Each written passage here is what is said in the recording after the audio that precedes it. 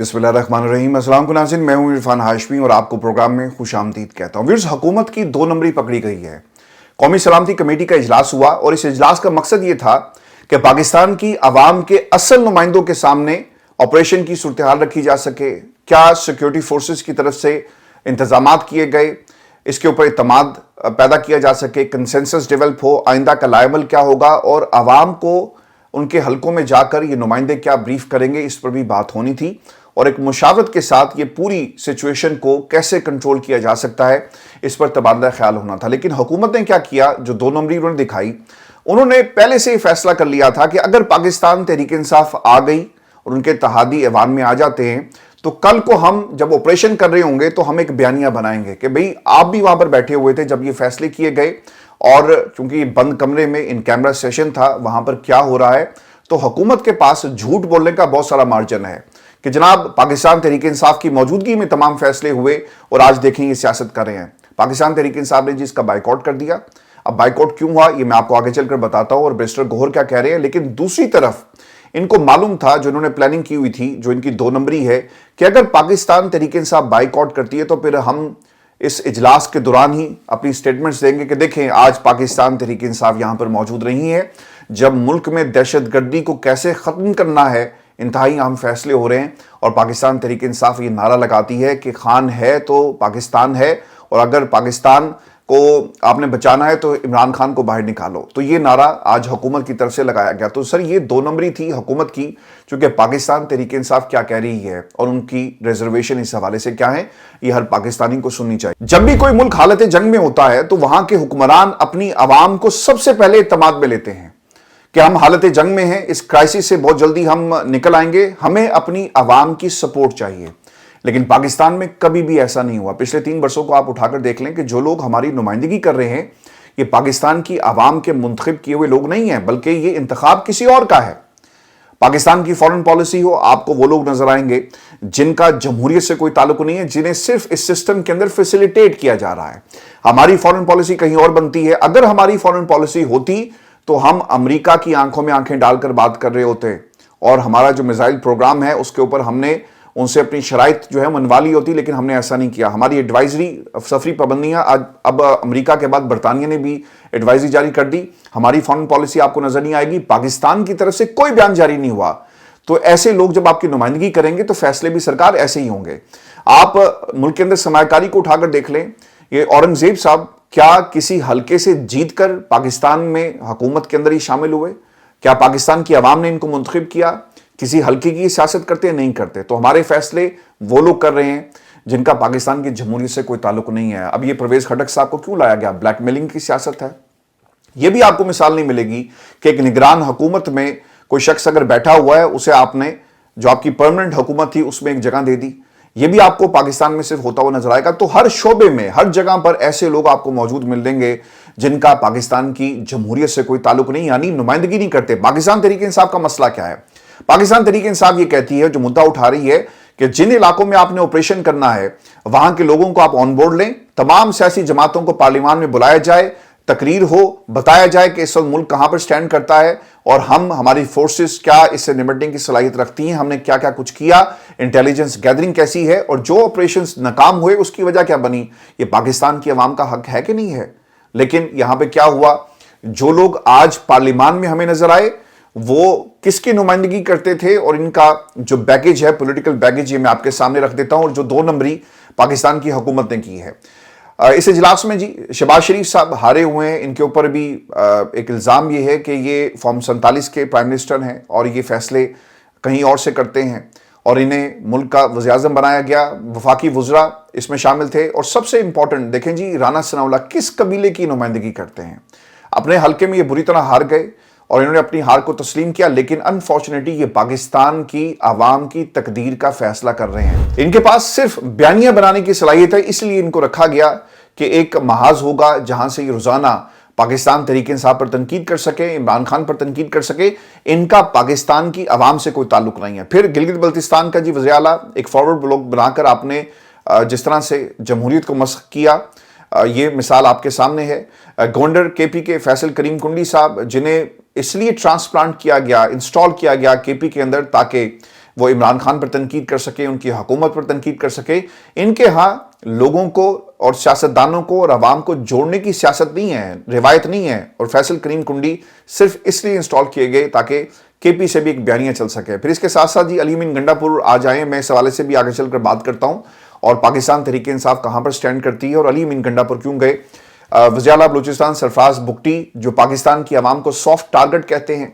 Governor Punjab सरदार सलीम हैदर जो सिर्फ नून league पर तनकीद इसलिए करते हैं ताकि इनको इनका हिस्सा मिल सके, और ये आपको अपना हिस्सा पंजाब में मांगते हुए नजर आएंगे. और इनको रखा इसलिए गया था पंजाब में कि मरियम को टफ टाइम दिया जाए, और मरियम जब भी कहीं पर वादा खिलाफी करें या जो सेंटर में जिस बुनियाद पर हुकूमत बनाई गई, अगर ये अपने वादों से फिरेंगे तो फिर हम इनको पंजाब में टफ टाइम देंगे. और गवर्नर साहब यही कर रहे हैं. इसके अलावा जितने भी लोग इसके अंदर शामिल हैं, आप ये लिस्ट उठाकर देख लें, आपको लग पता जाएगा कि इनका जमहूरियत से कोई ताल्लुक नहीं. फजल रहमान ने 26वीं आईनी तरमीम में वोट दिया. आज पूरी जो कौम है इसको भुगत रही है. पाकिस्तान में अदालती निज़ाम ख़त्म हो चुका है. सिर्फ अदालतें, ऐसी अदालतें कायम की गई हैं जिनकी हैसियत पंचायत से ज़्यादा की नहीं है, और पंचायत में इन्फ्लुएंस आपको मखसूस हलकों का नज़र आएगा. तो ये फजल रहमान जमहूरियत की नुमाइंदगी नहीं करते. क्यों पाकिस्तान की हुकूमत बार बार कहती है कि हमारे बुजुर्ग हैं, हम उनको साथ लेकर चलेंगे. किसी एक ने भी फजल रहमान पर आज क्यों तनकीद नहीं की? क्योंकि ऐसा लगता है व्यूअर्स, जो मेरी असेसमेंट है कि इनकी ना कोई सीक्रेट डील हुई है, और इस डील के मुताबिक फजल रहमान साहब जो हैं वो दोनों तरफ से खेलते हैं. और इसके नताइज हमारे सामने हैं कि इन्होंने पिछले कुछ अरसे में क्या किया है. कामरान मुर्तज़ा, अताउर रहमान और कामिल अली आगा, खैर ये तो किसी गिनती में नहीं आते, लेकिन ये लोग भी शरीक थे.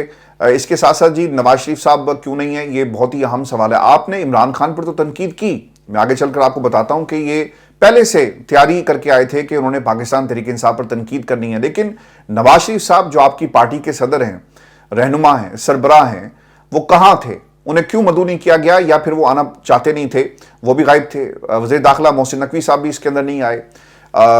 सरदार अख्तर मेंगल, महमूद खाना चकजई, उनको इजलास पे मदऊ किया गया लेकिन वो भी नहीं आए. उनका एक बुनियादी मौक़िफ़ ये है कि जब तक पाकिस्तान के हकीकी नुमाइंदे उनके सामने ये मसला नहीं रखा जाता, हमने इस हुकूमत के साथ नहीं बैठना. लेकिन इसे एक गलत रंग दिया जा रहा है. वज़ारत दाखिला का जी मौक़िफ़ आया कि मोहसिन नकवी साहब जी शायद बीमार हैं, परवेज़ खटक साहब नज़र नहीं आए. और फिर तलाल चौधरी साहब जब ऐवान में आए तो उन्होंने तंजीम साजी की बातें की, पाकिस्तान तहरीक इंसाफ पर तनकीद की, लेकिन ये ब्रीफ नहीं किया कि इंटेलिजेंस गैदरिंग हो रही है, ऑपरेशन किस नौइयत का था और आने वाले दिनों में पाकिस्तान की हुकूमत क्या करने जा रही है. लेकिन उन्होंने पाकिस्तान तहरीक इंसाफ पर खुलकर तनकीद की.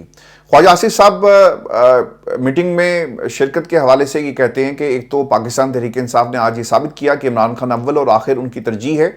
वतन की सलामती और अमन पीटीआई के लिए अहमियत नहीं रखता. खान नहीं तो पाकिस्तान नहीं, ये उनका नस्बुलैन है.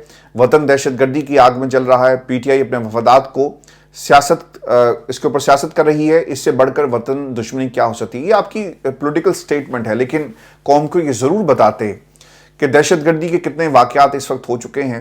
पाकिस्तान इस दहशतगर्दी से निपटने के लिए क्या इक़दाम कर रहा है, हमें इंटेलिजेंस गैदरिंग को कैसे मज़ीद फ़ाल बनाना है, हम अफ़गानिस्तान से क्या, जहाँ से दहशतगर्दी हो रही है, हम अपने वफूद भेजेंगे, उनको अंगेज किया जाएगा, सबूत दिए जाएंगे. ऐसा हमने कुछ भी नहीं सुना हमारे वज़ीर दिफ़ा से. पाकिस्तान तहरीक इंसाफ के ऊपर तनकीद करते हुए आपको लोग नजर आएंगे. व्यूअर्स, दूसरी तरफ वो ये भी कहते हैं कि दहशतगर्दी के खिलाफ इत्तेहाद और फैसला कुन इक़दामात की तरतीब दिए जा रहे हैं. सिविलियन और फौजी क़यादत दहशतगर्द दुश्मन के खिलाफ सारी कौम को एक पेज पर लाने की बात कर रही है. ये जंग कौम की जंग है और कौम का इत्तेहाद ये जंग लड़ेगा. सफ़बंदी हो चुकी, फतह पाकिस्तान की होगी. लेकिन सर बात ये है कि पाकिस्तान के असल नुमाइंदे आप नहीं हैं. और ये जो हुकूमत इल्ज़ाम लगा रही है, कुछ चीज़ें मैं आपके साथ शेयर कर देता हूँ, और ये सवालात हैं हुकूमत के लिए. ख्वाजा आसिफ साहब क्या सियालकोट का इलेक्शन जीते? नंबर 1. क्या नवाज शरीफ साहब लाहौर से जीते? हुकूमत तनकीद क्यों कर रही है? 3 दफ़ा के वज़ीर आज़म नवाज शरीफ साहब क्यों गैर हाजिर हुए? आपने सिर्फ उनका नाम लिया तो क्या आपकी जिम्मेदारी पूरी हो जाएगी? मुल्क का वज़ीर दाखिला जो सबसे बड़ा स्टेक होल्डर है वो इस पूरे इजलास से गैर हाजिर. अपोजिशन जमातें गैर हाजिर. नाराज़ बलोच सियासतदान गैर हाजिर. कौमी इत्तफ़ाक़ राय पैदा करना हुकूमत का काम था, लेकिन हुकूमत की पॉलिसी आपको यहाँ पर नज़र नहीं आएगी. इमरान खान से मुलाकात हुकूमत के बस में था लेकिन नहीं कराई गई. अब सवाल ये भी हो रहा है ना कि इमरान खान जो इस निज़ाम के सबसे बड़े स्टेक होल्डर हैं, जब तक आप उन्हें इसमें शामिल नहीं करेंगे ये निज़ाम आगे नहीं बढ़ सकता. पाकिस्तान तहरीक इंसाफ का ये असूली मौक़िफ़ था اور اس کے اوپر آج اچکزئی صاحب کی جو گفتگو ہے وہ میں آپ کے ساتھ شیئر کر دیتا ہوں. وہ یہ کہتے ہیں کہ ہم نے بریفنگ کا بائیکاٹ اس لیے کیا کہ ان کیمرہ جوائنٹ سیشن بلایا جائے اور وہاں تمام لوگ جن کو مینڈیٹ ملا ہے وہ اپنی رائے کا اظہار کریں. ہم وارننگ دیتے ہیں کہ آئی جی جیل، سپرنٹینڈنٹ اڈیالہ اور تمام ذمہ داران کو جو ہماری عمران خان سے ملاقات نہیں ہونے دیتے، آپ سب کو اپنی غلطیوں کا حساب دینا ہوگا. اور جو سب سے اہم چیز تھی وہ اچکزئی کا بیرسٹر گوہر کا جواب، کیونکہ انہوں نے میڈیا پہ جو اپنی اپیرنس دی ہے اس میں انہوں نے کہا کہ میں چیئرمین ہونے کے باوجود بھی اپنے فیصلے اس کے اوپر عمل درآمد نہیں کر سکتا، یہ پارٹی کا فیصلہ ہے اور ہم کسی طرح بھی اس اجلاس پہ نہیں جا رہے. تو انہوں نے اس دکھ کا اظہار کیا کہ بھئی میں تو جانا چاہتا ہوں، میری تو ایک لائن ملی ہوئی ہے کچھ لوگوں کے ساتھ اور مجھے جو حکم ہوگا میں ویسے کروں گا، لیکن میری پارٹی نہیں مان رہی. تو اس کا جواب اچکزئی صاحب نے بیرسٹر گوہر کو دیا. بیرسٹر صاحب نے کہا کہ ٹرین واقعے سے ملک کو زخم پہنچا. بیرسٹر صاحب، ملک کو زخم اس دن پہنچا جس دن آپ کا مینڈیٹ چوری ہوا، اور یہ زخم جن لوگوں نے دیا وہ آپ جانتے ہیں. ہمیں اس طرف بھی قوم کی توجہ دلوانے کی ضرورت ہے. اگر ملک بچانا ہے اور اگر اسی تنخواہ پر کام کرنا ہے تو یہ کام نہیں چلے گا. اچھا ویورز، اس میں فواد چوہدری صاحب کی ایک گفتگو بڑی امپورٹنٹ ہے اور انہوں نے پاکستان تحریک انصاف پر جو تنقید کی ہے، وہ لوگ جن کے فیصلے اس وقت عمران خان کے اوپر اثر انداز ہو رہے ہیں اور اوبویسلی جو قربانی عمران خان دے رہے ہیں. فواد چوہدری صاحب کہتے ہیں کہ آپ عقل کی بات ایک ایسی حکومت کو بتا رہے ہیں جن میں اتنی عقل نہیں تھی کہ سارے وزراء کو کہا جا رہا ہے کہ بیان دے دیں کہ ملک کی سب سے بڑی جماعت اور سب سے بڑا لیڈر علیحدگی پسندوں کا ساتھی ہے. ان عقل کے اندھوں کو اتنی سمجھ نہیں کہ وہ دہشت گردوں کے ہاتھ مضبوط کر رہے ہیں. سینکڑوں لوگ شہید ہوئے لیکن یہاں بزنس ایز یوزول چل رہا ہے. جب پاکستان کی جو سب سے بڑی جماعت ہے آپ اسے مائنس کرتے ہیں تو اس کا مطلب یہ ہوا کہ آپ نے پاکستان کے عوام کو مائنس کر دیا، اور پاکستان کی عوام جو اصل اپنے نمائندوں کے ذریعے اظہار کرتی ہے اپنے جذبات کا، اپنے خیالات کا، آپ نے ان کو رون دیا. جب ان کو ریپرزنٹیشن نہیں ملے گی تو پھر سر نتائج ایسے ہی ہوں گے. اچھا، ایک اور بھی تنقید ہوئی ہے فواد چوہدری صاحب کی طرف سے، اور انہوں نے تنقید کیا کی؟ یہ وکلا جو تحریک انصاف کی وکلا ٹیم ہے اس کے اوپر تنقید کی. وہ یہ کہتے ہیں کہ جن کو زلفیں سنوارنے سے فرصت نہیں، جل شل لگا کر پریس کانفرنس جس کا سر نہ پیر اور یہ جا وہ جا اتحاد نہیں بنا پا رہے. کوئی فیصلے کا سر نہ پیر عمران خان سے ملاقات کرا دیں تو صحیح، نہ کرائیں تو کوئی بات نہیں، وہ بہت خوش ہیں. ایک دن مولانا فضل الرحمان اور اپوزیشن کو اکٹھا کرنا ہے، دوسرے دن ہم اکیلے ہی کافی ہیں. سیاست، معیشت اور سماج سبھی ڈوب رہا ہے، اللہ ہی اس ملک کو ہاتھ دے کر بچا لے. اچھا، حامد رضا صاحب نے یہ کہا کہ شاہد خٹک نے تحفظات کا اظہار کر دیا. میں کہتا ہوں کہ پنجاب کے ایم این ایز نکال کر خیبر پختونخوا اور بلوچستان کے ایم این ایز ڈالنے ہم پہلے ہی سٹینڈ لے چکے ہیں. اب اس میں بار بار یہ بات ہو رہی تھی اور حامد رضا صاحب نے بھی یہ کہا کہ اگر آپ یہ اجلاس بلانا چاہتے ہیں تو کم از کم، اگر ساری جماعتوں کو آپ نے نہیں بلانا، تمام ایم این ایز کو نہیں بلانا، کم از کم ان علاقوں کے ایم این ایز کو ضرور بلائیں جہاں پر اس وقت دہشت گردی ہو رہی ہے. لیکن اس بات کو بھی نہیں مانا گیا. پھر میں آپ کو ایک خبر یہ بھی دے دوں، سلمان اکرم راجہ صاحب نے اس حوالے سے گفتگو کی ہے اور ان کا کیا موقف ہے، کیونکہ جن کے اوپر تنقید کی فواد چوہدری صاحب نے وہ سلمان اکرم راجہ صاحب تھے، اور سلمان اکرم راجہ صاحب یہ کہتے ہیں کہ عمران خان اور پی ٹی آئی کے بغیر اس ملک میں استحکام ناممکن ہے. جو لوگ یہ سمجھتے ہیں کہ پی ٹی آئی کو برا دکھا کر خود اچھے بن جائیں گے، یہ ان کی غلط فہمی ہے.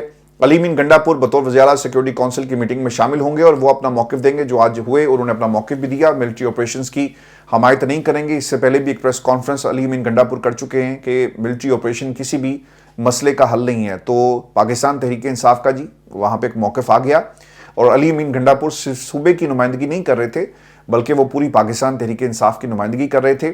اگر کوئی یہ کہے کہ تحریک انصاف شامل نہیں تھی تو میں اس چیز کو ماننے کے لیے تیار نہیں، چونکہ علی امین گنڈا پور کی پریزنس وہاں پر تھی اور انہوں نے پورے پاکستان کی نمائندگی کی، تحریک انصاف کی نمائندگی کی، اپنے صوبے کی نمائندگی کی، اور وہ ملٹری آپریشن کے خلاف ہیں.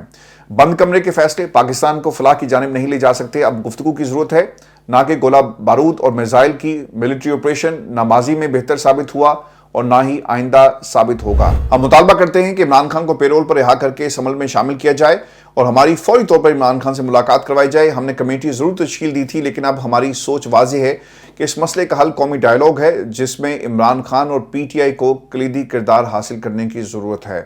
صاحبزادہ حامد رضا صاحب کی بھی جی گفتگو امپورٹنٹ تھی، اور انہوں نے اس جوائنٹ سیشن کے حوالے سے کیا کہا کہ ان کیمرہ جوائنٹ سیشن کا مطالبہ کیا جس میں تمام ایم این ایز اور سینیٹرز شامل ہوں. ہم نے چند مخصوص لوگوں کے لیے اس کا مطالبہ نہیں کیا تھا. खैबर पख्तूनख्वा और बलूचिस्तान के जिन इलाकों के हालात ज़्यादा ख़राब हैं, अगर वहाँ के नुमाइंदे ही शामिल ना हो तो फिर किसी को फैसला करने का इस्तेकाक हासिल नहीं है। PTI और तहरीक तहफ़्फ़ुज़ यानी पाकिस्तान की क़यादत ने मुश्तरका फ़ैसले में दो वजूहात की बुनियाद पर NSC के इजलास में जाने से इनकार किया और फिर उन्होंने इसके ऊपर तफसील से जो बात की। अब इसमें एक चीज़ इंपॉर्टेंट ये भी हुई थी कि खान साहब से ना आज मुलाकात का दिन था। साकिब बशीर साहब ने इसके ऊपर ट्वीट भी किया जी कि आज अगर जो रूल्स और जो SOPs तय किए गए थे उसके मुताबिक ही इमरान खान की अगर मुलाकात करवा दी जाती तो यकीनन अंदर से पैगाम आ जाता, लेकिन इमरान खान की जानबूझकर मुलाकात नहीं करवाई गई और जो मौक़िफ़ इमरान खान का था इस हवाले से वो बाहर नहीं आ सका। मुलाकात के लिए वकील नईम हैदर पंजोदा साहब और अली बुखारी अडयाला जेल पहुँचे, लेकिन उनकी मुलाकात नहीं करवाई गई। इमरान खान की बहनें, कज़न कासिम खान न्याजी भी अडयाला जेल पहुंचे, लेकिन मुलाकात नहीं करवाई गई। और चेयरमैन तहरीक इंसाफ बैरिस्टर गौहर को भी अडयाला जेल वो पहुंचते हैं, लेकिन उनकी भी मुलाकात नहीं हुई। तो सर ये इस वक्त की सिचुएशन है जो पाकिस्तान में हमने आज देखी। इनका जमहूरियत को ट्रैक पे लाने का कोई इरादा नहीं है। ये जिस तरह से सिस्टम चल रहा है ये इसी तरह से चलाएंगे। और आज एक और भी काम जी लाहौर में हुआ है, और अनफॉर्चुनेट ये है कि इमरान खान की जो जमानतों का केस था, पता ये चला है कि 9 मई में 8 जमानतें इस पर समाअत हुई और फिर जस्टिस सैयद शहबाज रिजवी और तारिक सलीम शेख साहब जो समाअत कर रहे थे, दूसरी तरफ से जो प्रोसिक्यूशन के वकला थे वो पेश ही नहीं हुए। अदालत का प्रोसिक्यूटर जनरल से इस्तफसार, इन मुकदमात में स्पेशल प्रोसिक्यूटर तैनात हैं, उनका अदालत पेश ना होना बड़ा तकलीफ देह है। तो इन्होंने डिलिंग टैक्टिक्स के तौर पर इस मामले को देखा और इमरान खान के जो केसेस हैं, ना आप गुफ्तगू के लिए दरवाजे खोलते हैं और ना ही इमरान खान के जो केसेस हैं उन्हें आगे चलने दिया जा रहा है, क्योंकि ये सब प्लानिंग का हिस्सा है। ये हमारी आज की नशिस्त थी। अगली वीडियो में आपसे जल्द मुलाकात होगी। इजाज़त दीजिए।